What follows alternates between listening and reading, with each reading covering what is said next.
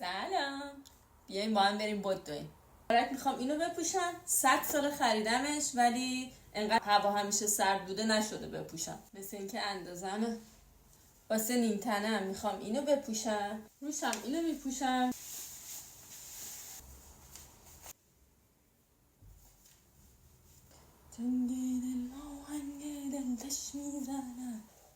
تاپه قیمتش 22.95 بوده، من خریدم 3.99.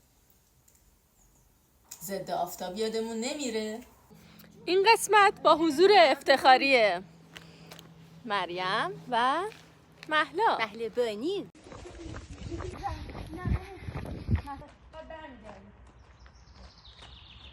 دیگه افتاد دیگه.